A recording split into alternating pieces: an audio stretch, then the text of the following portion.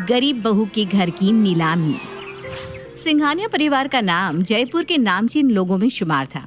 जैसा प्रतिष्ठित उनका नाम था, वैसा ही आलीशान और बड़ा उनका बंगला भी था। और इसी बंगले के दरवाजे पर आज एक नवविवाहित जोड़ा गले में वरमाला डाले खड़ा था, जिसे देखकर आसपास के लोग वहां भीड़ लगाने लगे थे। और तभी एक चीख सुनाई देती है। मम्मी मम्मी देखो तो भैया किसके साथ खड़े हैं। Oh my God, if I am not wrong, ये मनोज की बेटी है ना? कौन मनोज भाब्स?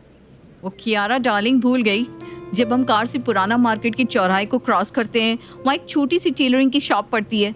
अरे वहाँ जो मनोज बैठा रहता है, अरे वही मनोज जिससे हमारे नौकरों के कपड़े सिलवाए जाते हैं, उसी की बेटी के साथ तो खड़ा है तुम्हारा भैया। बहुत ऊंची नाक की थी ना शकुंतला, कट गई ना नाक। अरे बहुत ऊंचा बोलती थी। हम तो अपनी जात बिरादरी और स्टैंडर्ड के बाहर की लड़की लाएंगे नहीं। ये छोटे मोटे लोगों को मुंह लगाता ही कौन है? अब बताओ, बेटा अपने नौकरों के हैसियत की लड़की लेकर खड़ा है। वही ना, कितने बड़े रिसोर्ट में रिसेप्शन पार्टी दी थी मैंने अपने बेटे की शादी की। उसमें भी मेरी बहू के मायके से आए डायमंड सेट को फीका बता रही थी शकुंतला। अब पता चलेगा इसे। और तभी अपने कमरे से निकलकर शकुंतला हॉल में आती है। शांत, मैं अच्छी तरह जानती हूँ अपने बेटे को। वो ऐसा कुछ भी नहीं करेगा जिससे उसके परिवार के नाम की हानि हो। बताओ रोशन, कौन है ये लड़की? ये मेरी पत्नी और इस घर की छोटी बहू है माँ। किसी गरीब पर दया करने का मतलब ये नहीं होता कि उसे उठाकर अपने घर ले आओ। चप्पल पैरों में पहनने के लिए बनी होती है बेटा। उसकी किस्मत में यही होता है, कंकड़ों का चुभन सहना। उसकी इस किस्मत पर दया करके उसे सीने से नहीं लगाया जाता। बाहर के लोगों को मौका मत दो सिंघानिया परिवार के प्रतिष्ठा पर आवाज उठाने की। आज तक किसी की औकात नहीं हुई हमारे ऊपर सवाल उठाने की, पर तुम्हारी इस हरकत से कई सवाल उठ सकते हैं हम पर। रिया एक बहुत अच्छी लड़की है मम्मी, प्लीज आप एक बार समझने की कोशिश तो कीजिए। ओ माय माय, ये तो आपकी बात सुनी नहीं रहा मॉम जी। लगता है अभी से ही रिया का पिया रिया का दीवाना हो गया। ओह माय गॉड, मेरी फ्रेंड्स के सामने मेरी बहुत इंसल्ट हो जाएगी। ये क्या किया भैया आपने? दरवाजे पर खड़े रहकर और तमाशा करने की जरूरत नहीं है। बहू को लेकर अपने कमरे में जाओ रोशन। देखा रिया, तुम बेकार में ही घबरा रही थी। सुना तुमने मम्मी ने कैसे तुम्हें बहू कहा? मैं बहुत भाग्यशाली हूँ माँ जी, जो मुझे आप जैसी सास मिली। मैं हमेशा इस घर के रीति रिवाजों के साथ चलने की पूरी कोशिश करूंगी। रोशन रिया का हाथ पकड़े उसे अपने कमरे में ले जाता है। ये क्या किया मॉम जी आपने? किसी सिलाई वाले की बेटी को अपने घर की बहू बना लिया। ओ माय गॉड, मेरे मायके वालों के सामने मेरी क्या इज्जत रह जाएगी? क्या सोचेंगे वो कि मेरी देवरानी इतने गरीब घर की है? अब इस लड़की को घर लाया है तो सबके सामने एक बड़ी सी पार्टी भी करनी पड़ेगी। तब क्या बताएंगे हम कि किस खानदान की है ये लड़की? दिमाग बहुत छोटा है तुम्हारा, इसीलिए तो इस घर की चाबी आज भी मेरे पास ही है। अभी रोशन जोश में है, प्यार के जोश में, और इस वक्त अगर मैं उसके खिलाफ गई तो मेरा बेटा मेरे हाथों से चला जाएगा। हमारा आधा से ज्यादा काम अभी रोशन ही संभाल रहा है, और इस पॉइंट पर मैं अपने बेटे को खोना अफोर्ड नहीं कर सकती। तूफान से लड़ा नहीं जाता। जब तूफान से लड़ना आपके बस में ना हो तो उसे शांत होने का वक्त देना चाहिए। तो आप कुछ भी नहीं करोगे?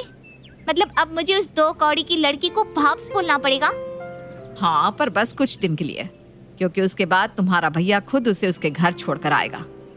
आज जितनी खुशी से वो रिया इस घर में आई है, इससे 10 गुना ज्यादा खुशी उस घर को छोड़ते हुए होगी। इतना ज्यादा दुखी झेलना पड़ेगा इस लड़की को इस घर में कि वो यहाँ से जाने की कामना करेगी। इतना दुख दूंगी उसे कि अब वो किसी भी अमीर लड़के को फंसाने से पहले 100 बार सोचेगी। और उसी दिन से रिया का ससुराल उसके लिए वो रणभूमि बन जाता है जिसमें हर रोज लड़ने वाली भी वही होती थी और मरने वाली भी वही। एक अच्छी सास की तरह शकुंतला अपने खानदानी जेवर लेकर अपने छोटे बेटे और बहू के कमरे में जाती है। क्या मैं अंदर आ सकती हूँ? हाँ माँ जी, ये आप ही का तो घर है। ये लो बहू, ये मेरे कुछ खानदानी जेवर है और ये साड़ी। अड़ोसी पड़ोसी और रिश्तेदारों को बिना आमंत्रित किए तुम दोनों ने शादी तो कर ली, पर आगे के सारे नियम तुम दोनों को मेरे हिसाब से मानने पड़ेंगे। आज शाम को बहू के मुंह दिखाई रखी है मैंने, तो तैयार होकर वक्त से नीचे आ जाना रिया। तुम्हें कोई दिक्कत तो नहीं है ना रोशन? अरे नहीं नहीं मम्मी, जितने प्यार से आप हक जताकर रिया को शाम को तैयार होने को कह रही हैं, मैं होता ही कौन हूँ कुछ कहने वाला। इसका मतलब ये मत समझ लेना कि मैंने तुम दोनों को माफ कर दिया है।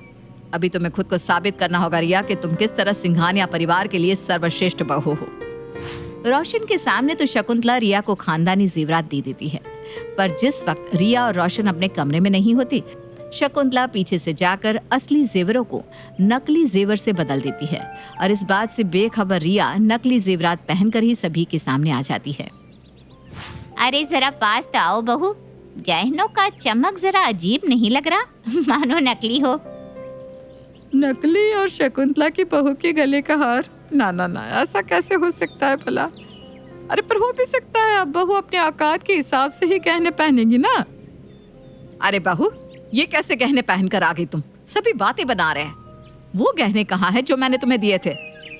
यही तो वो गहने हैं माँ जी जो आपने मुझे दिए थे, मैं उन्हीं गहनों को पहन कर आई हूँ। ये क्या मजाक कर रही हो बहू? तुम इन 2 कौड़ी के नकली गहनों को मेरे खानदानी जेवर से तोल रही हो? अरे शकुंतला, चिढ़ क्यों रही हो? बहू जिस खानदान से है वहाँ के लोग तो घर की संपत्ति बेच बेच कर ही घर चलाते हैं, इसने भी वही सीखा होगा। तुम्हारे खानदानी गहनों को बेचकर पैसे उठा लिए होंगे तुम्हारी बहू ने। लोगों के ऐसे ताने सुनकर रिया की आंखों में आंसू आ जाते हैं। वो रोती हुई अपने कमरे में चली जाती है। आप तो जानते हैं ना भगवान, मैंने चोरी नहीं की, फिर भी सभी के सामने मैं चोर साबित हो गई और मेरे कारण बेचारी माँ जी की नजरें सभी के सामने झुक गई। पूरा दिन अपने कमरे के कोने में बैठी प्रिया रोती ही जाती है। अगले दिन वो उठकर सबसे पहले रसोई में खाना बनाने जाती है। अरे छोटी बहू रानी, आप क्यों रसोई में आ गई? किसी ने देख लिया तो बेकार में हम पर आफत आ जाएगी। इस घर में नौकरों के अलावा रसोई में कोई नहीं आता। ये क्या बात हुई भला? रसोई में तो माँ अन्नपूर्णा का वास होता है और घर की बहू के खाना बनाने से घर में समृद्धि आती है। हटो, आज खाना मैं ही बनाऊंगी। रिया कामकाज में माहिर तो थी ही। वो सभी के लिए खाना बनाकर बाहर डाइनिंग टेबल पर लगा देती है। ब्रेकफास्ट के वक्त सभी आकर डाइनिंग टेबल पर बैठ जाते हैं। रानी रामू, कहाँ मर गए तुम दोनों? सिंघानिया परिवार के रूल्स और रेगुलेशंस भी धोकर ड्रेन कर दिए क्या? अगर डाइनिंग सेट का कोई प्लेट खो गया था तो इस डाइनिंग सेट को भी फेंक देना था। कौन परोसता इस तरह खाना? 2 प्लेट अलग तरह के, बाकी 2 प्लेट अलग तरह के, और 1 प्लेट तो किसी और ही सेट का है। क्या मजाक है ये सब? नहीं भैया, इसमें इनकी कोई गलती नहीं है। मैं तो स्टील के बर्तनों में खाना देने वाली थी, फिर मुझे याद आया कि अमीरों के घर में ऐसे रंग बिरंगे बर्तनों में खाते हैं, इसलिए मैंने ऐसे बर्तनों में खाना दे दिया। देख लो रोशन, ये है तुम्हारी चॉइस। इस लड़की को ये भी नहीं पता कि डाइनिंग रूल्स क्या होते हैं। मुझे माफ कर दीजिए भैया। ओ माय माय, जैसे मॉम जी के गहने बेच दिए थे तुमने, वैसे ही कहीं हमारा क्रॉकरी सेट भी बेच नहीं आई ना तुम? उसमें से एक तो चाइना का था जो मेरे भाई ने स्पेशली भिजवाया था। मैंने कुछ भी नहीं बेचा भाभी। माना आपको रिया पसंद नहीं आई, इसका ये मतलब नहीं है कि आप कुछ भी बोलेंगी भाभी। और खाना कैसे बर्तनों में परोसा गया है उससे क्या फर्क पड़ता है भैया? खाने में क्या परोसा गया है वो ज्यादा जरूरी है। और खाना तो मुझे बड़ा मजेदार दिख रहा है, पूरी सब्जी खीर। वाह रिया, क्या बात है। बिल्कुल ठीक कह रहा है रोशन। ये कहकर अपने हाथों से कंगन उतार कर मुंह दिखाए के रूप में शकुंतला रिया के हाथों में रख देती है। अगले दिन प्लान के मुताबिक कियारा अपनी सहेलियों को अपने घर बुलाती है।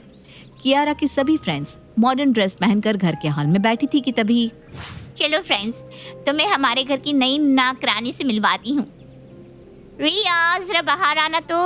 अपनी ननद की आवाज सुनकर रिया फौरन किचन से बाहर आती है। तुम सब मुझसे पूछ रही थी ना मेरे हैंडसम भैया की लाइफ में आने वाली कौन है वो लकी गर्ल? यही है वो, मेरी न्यू भाभी रिया।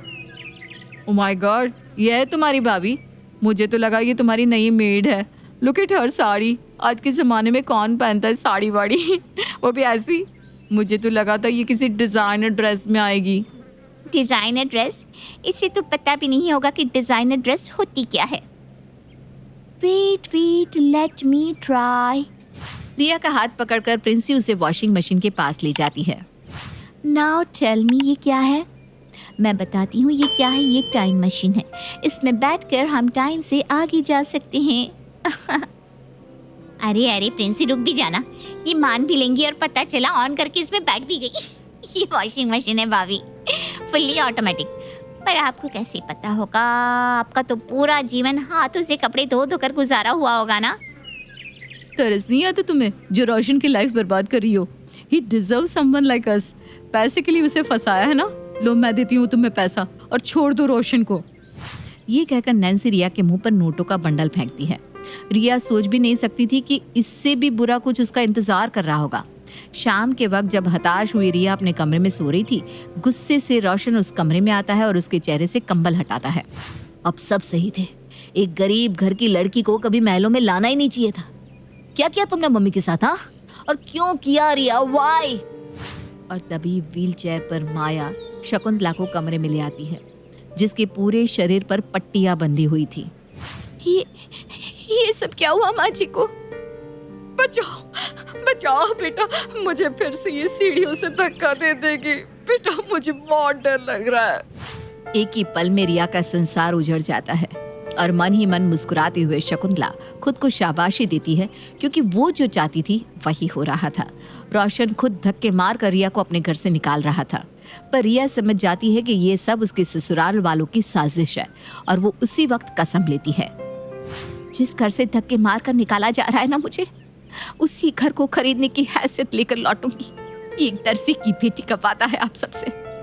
और उसी दिन से रिया, जो कभी कभी अपने पापा की मदद करने दुकान में आ जाया करती, अब पूरी तरह अपने पापा के साथ टेलरिंग का काम सीखने में लग जाती है।